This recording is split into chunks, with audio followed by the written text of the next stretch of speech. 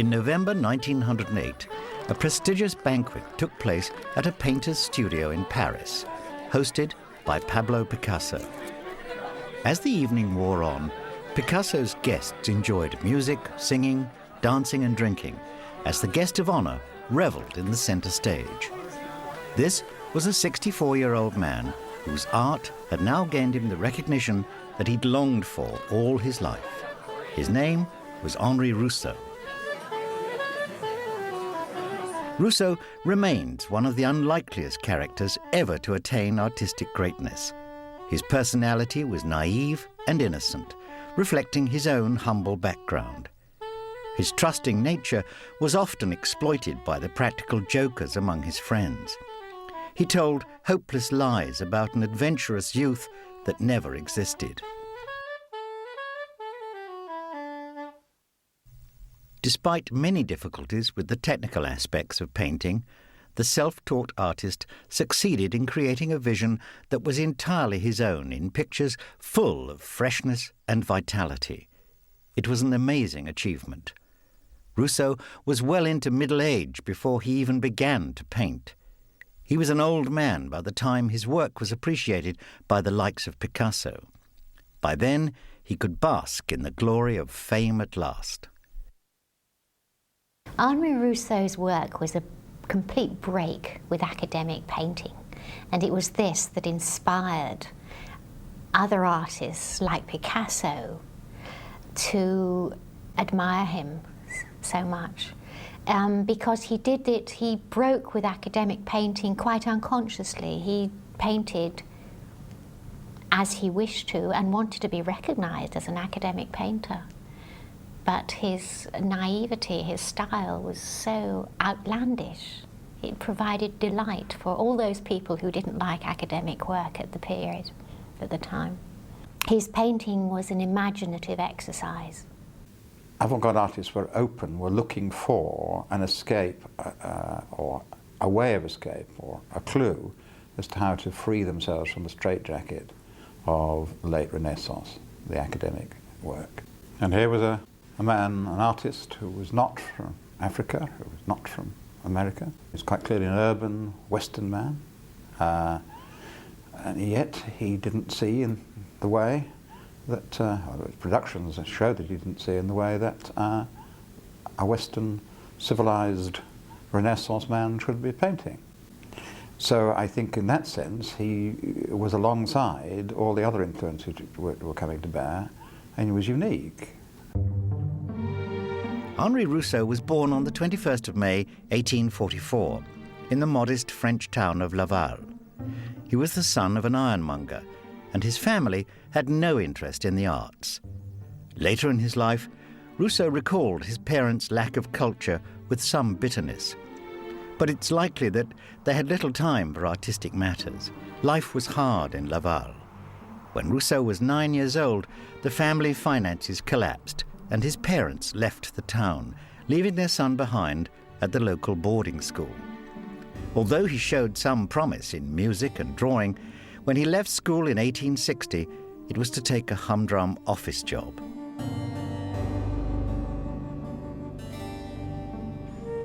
Three years on, the future artist was still engaged in routine work, and there is no evidence of any youthful paintings or drawings.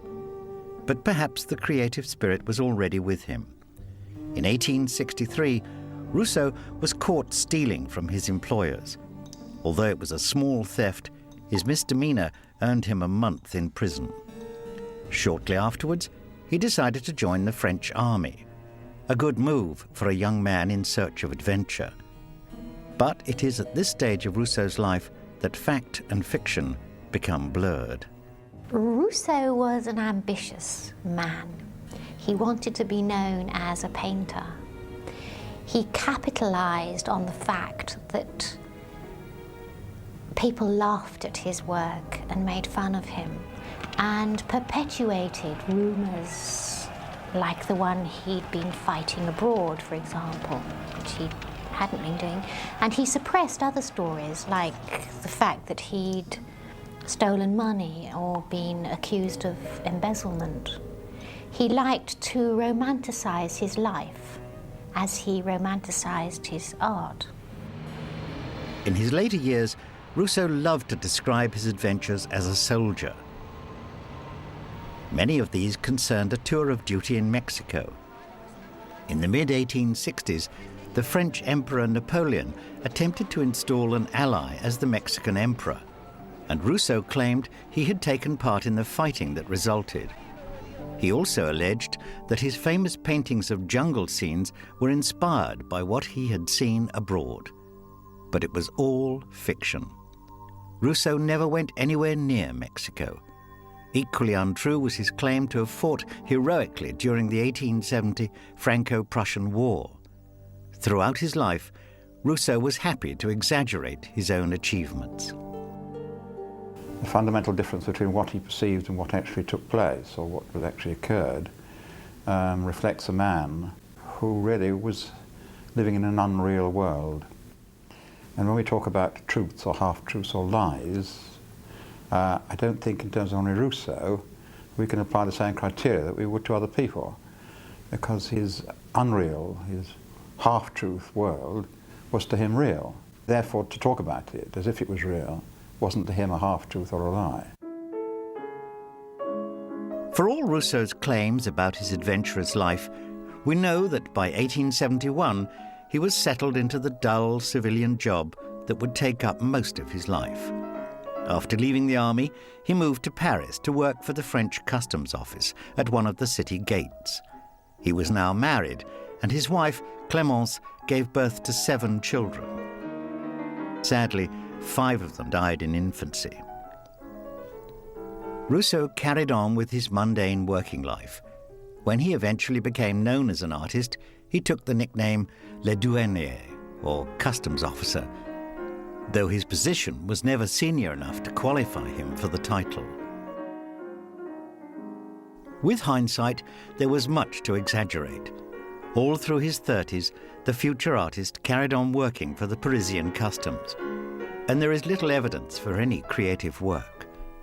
But in the early 1880s, Henri Rousseau made the surprising decision to become a painter. His motivations are unclear, but once he had made his decision, he stuck to it. In 1884, he secured permission to study the great works of the Louvre. Though he still worked in his humble day job, he was now convinced of his destiny as a great artist. He wasn't really a customs officer. He was employed by the customs, what we would call the customs service, in a very lowly capacity, really almost as a sort of a doorkeeper. From what one gathers, he was not regarded as being very capable or able, but rather likeable. And he was kept on with very light tasks for quite some time. He got involved and swayed and influenced by certain intellectuals, a writer called Jarret, for instance, who introduced him to a number of other people, other artists and intellectuals. And his make-believe world, which was to him real, convinced him that he really was a genius and a great artist, and that is what he should be doing. We cannot be sure when Rousseau first took up painting seriously, but by 1885 he had rented a studio in Paris's Impasse du Maine, and he set about his true vocation. The following year, he painted this canvas, known as the Carnival Evening, a work that is now admired for its moody, otherworldly atmosphere, but whose technical failings are also evident. The flat central figures appear to have been cut out of a book and pasted onto the canvas. When the work was first exhibited, it was greeted with a mixture of scorn and hilarity. Though it was an age when many new artistic visions were coming to the fore, Rousseau's efforts were seen as little more than the work of a child. But at least it was exhibited. In earlier years, a canvas like this could not have secured a public showing. Traditionally, the official Paris Salon had been the only place where artists could exhibit their work. But times were changing. The Impressionists had reacted against the academic formalism of the Salon with their own series of exhibitions starting in 1874. 10 years later, another unofficial showcase was established, the so-called Salon des Indépendants. Here, artists could exhibit anything they liked. There was no academic jury to reject their work. For the painter of this almost amateur image, the Salon des Indépendants was little short of a gift from God. In 1886, Rousseau exhibited at the Salon des Indépendants, and the painting he exhibited was a carnival evening, and it created an enormous scandal, a scandal of success, if you like. And he relished this. He relished the notoriety. And he exhibited at the Salon des Indépendants continually thereafter, except in 89 and on another occasion. So it served a very useful focus for him, of course, reasons he could paint, exhibit, and it kept him in the public eye, and it brought him to the attention of serious artists who actually enjoyed his work eventually, like Picasso, Gauguin, and other friends. Henri Rousseau's introduction to other intellectuals and artists was further emphasized by the Salon des Indépendants, because here he was being exhibited, or at least introduced to, the avant-garde. And this is what he felt he was. He was part of the avant-garde, majoring. And to be amongst that group, therefore, it seemed to underline to him his status within the intellectual and artistic community. Throughout Rousseau's artistic career, he remained loyal to the Salon des Indépendants. The exhibition itself became the subject for one of his later paintings. Sadly, many of Rousseau's exhibited works are now lost, and the identity of those that survive is often obscure. This forest scene may have been shown at the 1886 Indépendant event, but we can't be sure. The response to Rousseau's art, however, was damning. They were ridiculed. It almost became a ritual at the Salon des Indépendants. Though Rousseau's work was never located in the prime positions, both critics and public made a point of visiting the naive paintings of the obscure part-time artist. Well into his 40s, Rousseau still had to put in 70 hours a week at his day job, but he somehow found the time to carry on painting, still convinced of his own abilities and prepared to ignore the mocking of the critics. By 1890, Henri Rousseau felt able to proclaim his own status as an artist through his first masterpiece, an image inspired by one of the major events of the artist's life, the great Parisian World's Fair of 1889. Henri Rousseau, not unlike other artists at the time, were open to influence from all sorts of, if you like, foreign or non-Western influences. At the foot of the Eiffel Tower is a series of glass exhibition areas in which there were exciting and exotic, intriguing exhibitions of artifacts and events from Mexico, from other parts of South America, from different parts of the world. And it was just a marvelous sort of dream world for him. This was a huge exhibition to mark the centenary of the French Revolution. For 6 months, visitors marveled at the artistic and scientific exhibits contained within the many glass pavilions of the World's Fair. Highlights included a reconstructed Mexican palace and many other recreations of life in exotic lands. Rousseau loved it. What he saw at the World's Fair would stay with him for the rest of his life.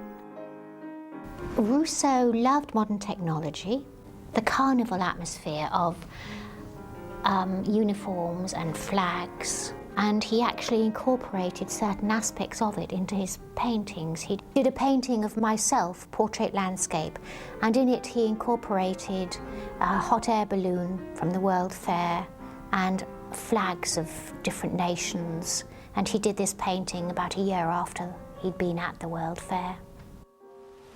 The World's Fair that inspired Rousseau so much finally closed in October 1889. but we can still see its legacy in the shape of the most famous of all Parisian landmarks, the Eiffel Tower, constructed for the event. We can also see this great feat of engineering in the first important work of Henri Rousseau's career, 1890's Myself Portrait Landscape. This was an amateur painter's bold attempt to present himself as a fine artist. Rousseau believed that his combination of portrait and landscape was entirely original, and he liked to consider himself the creator of a new artistic genre. But contemporary critics were unimpressed. More than ever before, the canvas was greeted with mockery.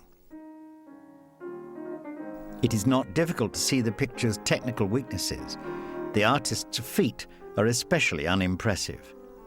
Rousseau would never master the complex spatial planes required to paint feet effectively. His response would be typically naive. In his later works, he simply buried his feet in undergrowth. But despite the flaws of this earlier canvas, it succeeds as a whole in making a powerful impact upon the viewer.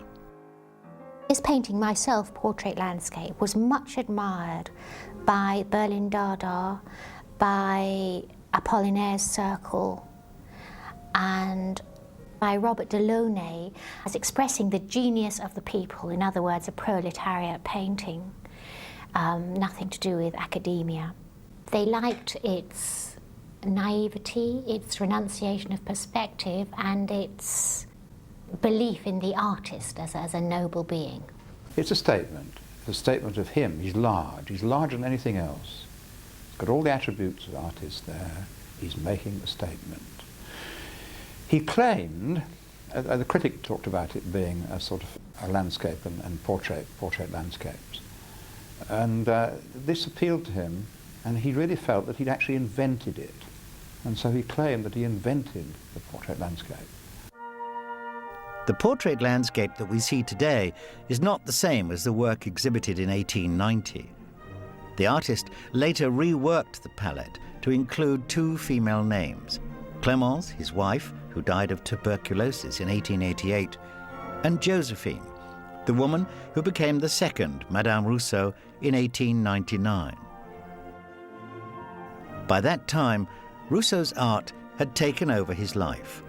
He saw little of his surviving children, and in 1893, he was at last able to retire from the customs gate that may have been the subject for this earlier canvas. When Rousseau eventually left his day job, he was 49 years old, and his pension was not enough to provide a comfortable living. In the years after his retirement, he suffered much in the way of financial hardship, but he was able to devote himself to his increasingly bold painting. Even before his retirement, Rousseau's pictures were growing larger in scale and greater in ambition. In 1891, he painted this large canvas depicting a tiger taken by surprise in a colourful jungle setting. This was the first of many similar scenes of exotic plant and animal life, which may be the best-known images of the artist's career. In his jungle paintings, Rousseau was influenced by the Orientalists, also possibly by the fact that he was rumoured to have been abroad in Africa. What he enjoyed, I think, about the jungle paintings was the way he could let his imagination run riot. He actually studied the plants and trees that he showed. He showed different leaves. The leaf was the sort of module in these paintings, different kinds of leaves, different plants. Not in proportion, of course, used as a decorative element. But he was able to build up a real sense of the overwhelmingness of the jungle. And the way the animals were partially hidden by the trees, or sometimes people were partially hidden, helps the sense that we are in a very thickly wooded area, and mysterious as well. And he used about 50 different kinds of green. Rousseau referred to them as his Mexican paintings, claiming that they were inspired by his foreign travels as a young man. In fact, these jungles were inspired by nothing more distant than the hothouses of Paris's Jardin des Plantes. Rousseau did not have to travel far to find vegetation to inspire his jungle paintings. For animals, he didn't need to leave his studio. After Rousseau's death, it was discovered that he owned a book of animal photographs entitled Bêtes sauvages, the savage beasts. It quickly became clear that for many of his animal figures, he had simply copied the photographs wholesale.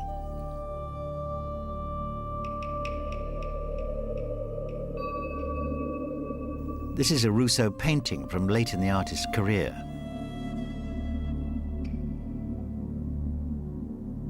A willingness to borrow compositional elements from other sources was a feature of Rousseau's approach all through his career. And he was happy to use mechanical assistance. We can see this in his first jungle painting. And it can also be identified in this 1892 canvas, the Centenary of Independence. For the outline of the central figures in this ambitious painting, we know that Rousseau used a tracing device to take an existing image and transfer it, enlarged, to the canvas, a device known as the pantograph. The pantograph was a simple device, but a very important device, which actually had a long history. There had been pantographs for some time, but which could enlarge a small drawing.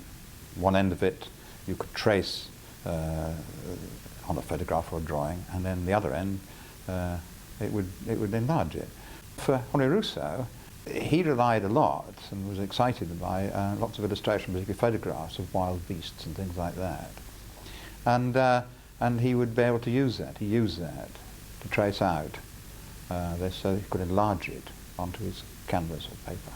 And then, so in practical terms, a pantograph, an enlarging instrument for enlarging, was extremely useful. He used it a lot. Rousseau's use of the pantograph might be frowned upon, but it enabled the artist to concentrate on his strength as a colorist. Shortly after completing this striking image, he met an individual who appreciated the naive freshness of his art. Around 1893, Rousseau became acquainted with the writer Alfred Jarry. In the years that followed, Jarry encouraged and supported his friend more than anyone before. It was Jarry who commissioned the only print that Rousseau ever made, this lithograph depicting war. And this small image also inspired the boldest work of the artist's career. In 1894, this canvas, also entitled War, was revealed to a stunned audience at the Salon des Indépendants. This painting was painted in 1894, a year after he'd left his job at the toll gate. It might reflect some of the problems he'd had leaving his job and becoming an artist. It was his attempt to enter the academic circle with a subject that was acceptable, traditional, the horsemen of the apocalypse, war, and so on. It's a big painting, 1 metre by 2 metres, more or less. And it shows this amazing black horse flying over recumbent, dead bodies, arms chopped off, and so on. And in the background, you have trees, outlines of trees, and an extraordinarily pink cloud against the blue sky. So it has conflict in the very composition. The sky, for example, is peaceful, but the horse is very moving and fast and horrific, and then you've got these dead white bodies at the bottom. So it's a very strong and strange painting. War remains one of the most important works of Rousseau's career, and it generated real critical acclaim.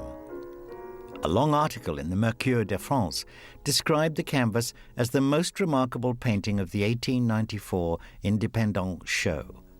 The sheer originality of the work was praised, and Rousseau was delighted. He was now increasingly confident in his own abilities. Shortly after the Mercure de France article was printed, Rousseau heard that a Parisian publisher was planning a book about the best new artists of the age, the so-called painters of the next century. Without being asked, he wrote down a summary of his own career and sent it to the publisher for inclusion. Though the book was never produced, Rousseau's words have survived. He describes his hardships dating back to childhood. He also alludes to his self-teaching as an artist. He names just 3 influences on his work: nature itself and 2 obscure academic painters, Gérôme and Clément. To this day, students of Henri Rousseau are fascinated by the sources of his artistic inspiration. It may be that his work was so original that we cannot really talk of influences at all. Rousseau was influenced by Gérôme and Clément, academic artists, possibly also by Géricault's Raft of the Medusa in the early part of the century. He was also influenced by the Orientalists, especially, of course, in his later jungle paintings. We know that Rousseau admired Léon Bonnat, a portraitist and teacher whose paintings were characterized by an often dramatic use of black and white. Rousseau developed a similar enthusiasm.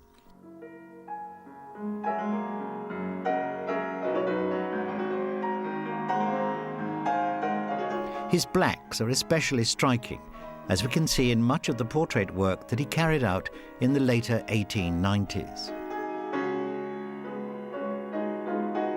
Paul Gauguin is said to have admired the intensity of Rousseau's blacks in images like Boy on the Rocks, completed in 1897, and this earlier Portrait of a Woman. This may be Josephine, the artist's second wife, but we may never know for sure. It was the purchase of this painting that later inspired Picasso to organize the famous banquet in Rousseau's honor. Portraiture took up much of Rousseau's time in the later 1890s. Any commission was valuable given the artist's financial predicament. He also painted a large body of landscape scenes, such as this View of the Bièvre et Gentil. Images like this can be seen as technically stronger than Rousseau's portraits, but at the time they fetched little more than a few centimes for the struggling artist. Rousseau's landscapes are amongst his most satisfying works. These are sympathetic images of the suburban environment that the artist knew so well.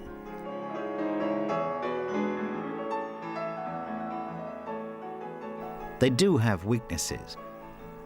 The spatial recession of the road in this 1902 canvas is lacking in conviction. But, as with all the artist's work, the freshness and originality of Rousseau's landscapes overcame his technical failings. Rousseau's landscapes are quite charming in a naive kind of way. He has the texture of the trees very carefully delineated. The perspective is very personal, and sometimes the relation of the fences and the trees to the people also is personal. Sometimes the people are very small, sometimes they're very large. They're very refreshing, his landscapes. If we look at the way that he tackles and uses landscape features and plants, they are each seen individually and uniquely and equally, so that the composition is based upon equal things which are of equally importantly seen, equally importantly defined within the whole. And he does look, I mean, he is looking, but he's looking in a different way perhaps than, say, Cézanne. But I do think that it is the business of looking that's important, and the fact that he is able to bring together what may seem very disparate things, and that he elaborates them. Landscapes like these remain honest images of an environment familiar to the artist. But Rousseau himself did not place as high a value on his landscapes as he did with his more imaginative work. These were pictures that depicted no place on Earth, and the most famous of them all was painted in 1897, The Sleeping Gypsy. This large canvas can now be seen in New York's Museum of Modern Art, an appropriate location for a canvas whose sheer modernity remains integral to its appeal. Rousseau had once described himself as a realist painter, but the 21st century viewer can surely see more than surrealism in this haunting image. It remains the most mysterious and influential work of Rousseau's career.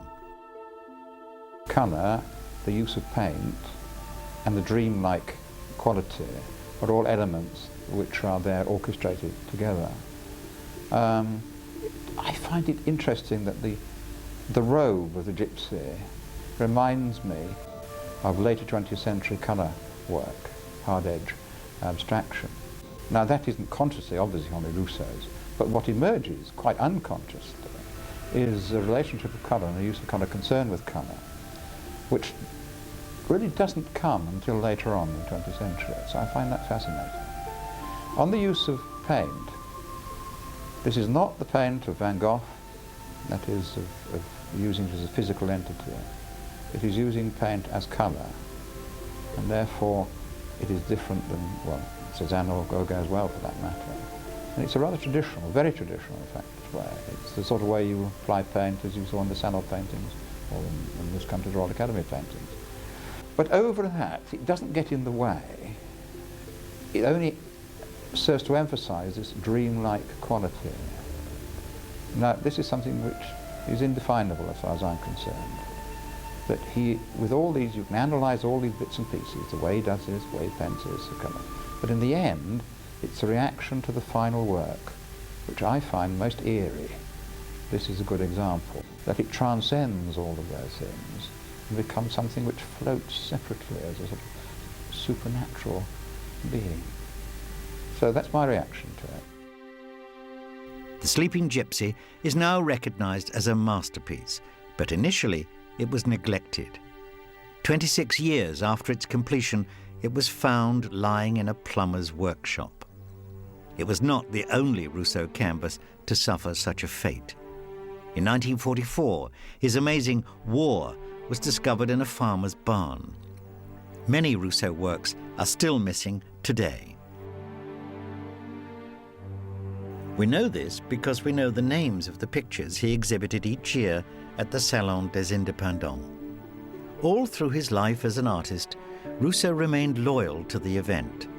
Only in 1899 and 1900 did he not exhibit there. This is surprising because he was deep in debt by the turn of the century. But Rousseau remained convinced that he would be recognized as a great artist. Then all his problems would be solved. Rousseau had an incredible faith in himself. Without it, he would not have been able to cope with the continued mocking of many critics. But Rousseau's was an innocent, almost childlike belief that people soon realized could be exploited for fun. Throughout his life as an artist, he was the gullible victim of jokers who exploited his naivety. I think Rousseau probably was gullible and naive, but not gullible and naive enough not to know that people thought he was like this and mocked him or made fun of him. I think we should feel sympathetic towards him, really. He wanted to become a famous person, and he capitalized on his natural gifts in order to do this. Towards the end of his life, Rousseau's gullibility led to his involvement in an unfortunate criminal escapade. But his continuing problems with money may also have contributed. In the early years of the new 20th century, he was still in serious debt. He handed over paintings to pay off small bills, and he was forced to take work as a decorator and music teacher. The self-taught artist also opened his own teaching studio. This might seem bizarre, but by 1903, Rousseau could at least point to the occasional successful canvas. That year, he sold this enigmatic image of a child for the sum of 300 francs. to Fate Baby is a picture that reveals the artist's ongoing technical problems.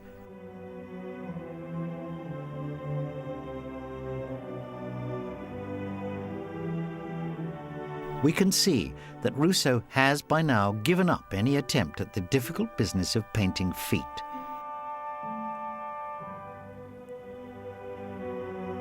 But by the time he created this portrait of Edmund Frank in 1906, his human images were finding buyers.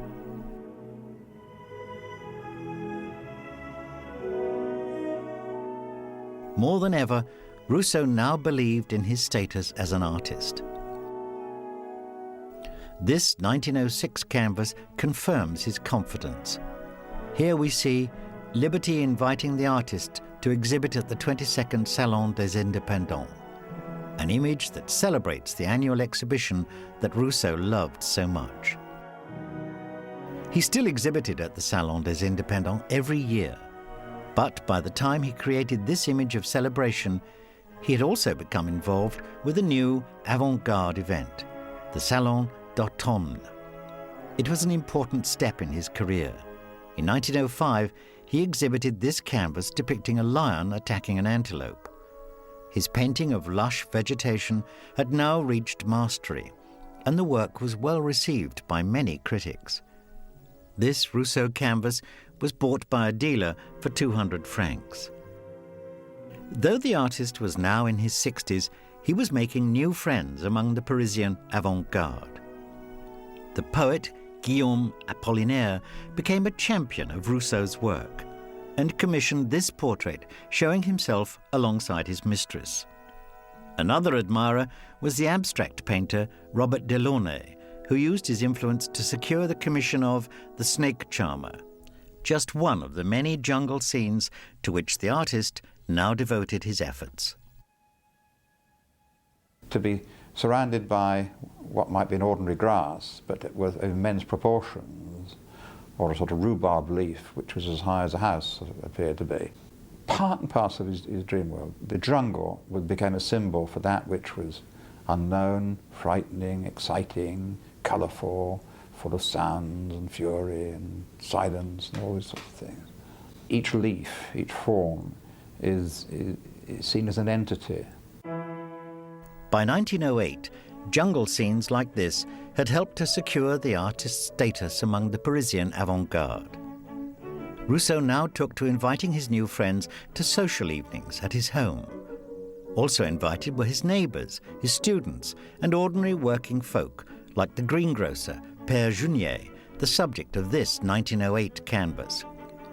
But of all the new friends that Rousseau made in his early 60s, none were more significant than a Paris-based Spanish painter who stunned the world with his first great canvas and would go on to become the greatest artist of the 20th century, Pablo Picasso. What Picasso and his fellow artists admired in Rousseau's work was the imaginative quality, the way the artist followed his own intuition and his own feelings so honestly and directly, and was able to produce these paintings that people laughed at, but nevertheless went on producing them. It was really true to his own vision. In November 1908, Picasso visited a Parisian junk shop where he discovered this 1896 Rousseau canvas for sale. The asking price was just 5 francs. A delighted Picasso bought the picture immediately and decided to arrange a great banquet in celebration. It was the night when Henri Rousseau's faith in himself was finally rewarded. In 1908, Picasso was living in a run-down boarding house called Bateau Lavoir, where he also had his studio. And it was in his room in this building that he gave a banquet for Rousseau. Many of Picasso's friends, including his mistress Fernande, were gathered round the table with Rousseau, and they were waiting for food which actually never arrived. So it was a fiasco to start off with. But Rousseau was very happy talking about his paintings and himself. And everybody else got drunk on the wine that had already arrived. and sardines they had to eat. I don't really know what to make of this myself. It's gone down in history, but nobody else either seems to know whether Picasso was being truly sincere in fating Rousseau or just having another party. The feast took place at Picasso's own studio. There was music, there was singing, and there was dancing. There was also an element of farce when the host realized that he'd given his caterers the wrong day to deliver the party food. So a number of guests ventured out into the night to buy any sustenance they could as the merrymaking continued, with Rousseau at centre stage. Late in the evening, his friend Apollinaire decided to compose a poem in his honour, and his words of praise have survived to this day. Glorious painter of our dear Republic, your name is the flag of the proud independence, and it is in white marble wrested from the Pentelic that your features will be sculpted, pride of our age. Rousseau left Picasso's banquet at dawn. He was tired, but he must have felt an intense sense of pride. All his faith had paid off. He was now a successful artist, but he was still a gullible man. And even as he parted with Picasso, he knew that a serious court case was looming against him. Having been duped by a so-called friend into opening a false bank account, Rousseau faced a jail sentence for fraud. But when the case came to court in January 1909, he escaped with a suspended sentence. In the end, it was the obvious naivete of his character that saved him, and his paintings were displayed in court as evidence of his childlike simplicity. Rousseau was free to carry on painting, and as he entered his final years, it was jungle scenes that provided the subject matter for his work. He was now aware of the talents he possessed, and it was his skill with colour that pleased him most. When one friend came to Rousseau's studio, he found the artist at work on one of his jungle pictures. The visitor was informed that no less than 22 greens had already been used in the composition of the painting. In Rousseau's depictions of nature, forest, landscapes, he's quite a skillful colourist, I would say. Not naturalistic, but he gets across the effect he wants. He's quite a brash colourist, not subtle, doesn't indulge in tonalities very much. I don't think his colour is the most important part of his work. I think it's an element that adds to the dreamlike, hallucinatory quality of his paintings. Colour he was excited by. In the end result, of course, was that if we take, say, the colour green and foliage and plants, he managed to get a wide variety, a considerable variety of colour, of variation of colour, of definition. So it was, in that sense, by accident, became very sophisticated, although it wasn't sophisticated. Contradiction in term. In 1910, Rousseau knew that he was approaching the end of his life.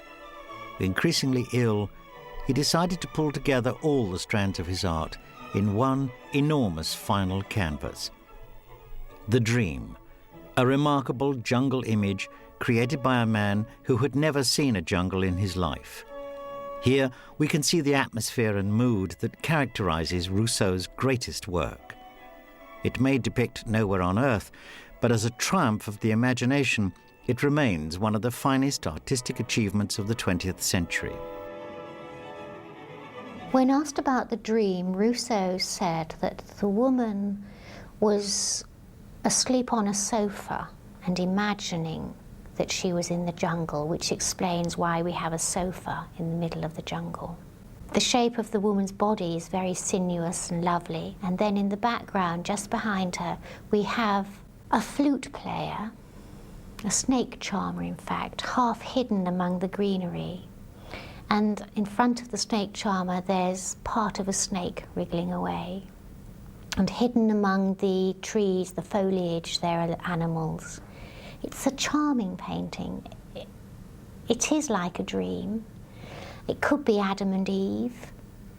There's a simplicity about it which is very sweet. This huge painting was the final great achievement of Henri Rousseau. In September 1910, he died in a Parisian hospital. He was 66 years old. Shortly afterwards, he was buried in a tomb with a poem of praise by his famous friend Apollinaire. This honour marked the end of an amazing journey by an incredible man. Well into his middle age, the self-taught Rousseau escaped from a life of dull routine to become a fated member of avant-garde society. Rousseau believed in himself and, virtually alone, he established himself as a great artist of his time. It was an achievement we can still admire today. What I admire most about Rousseau is his adherence to his own vision. So he stuck to this and created a whole persona for himself and an area of art in which he was the one well-known person.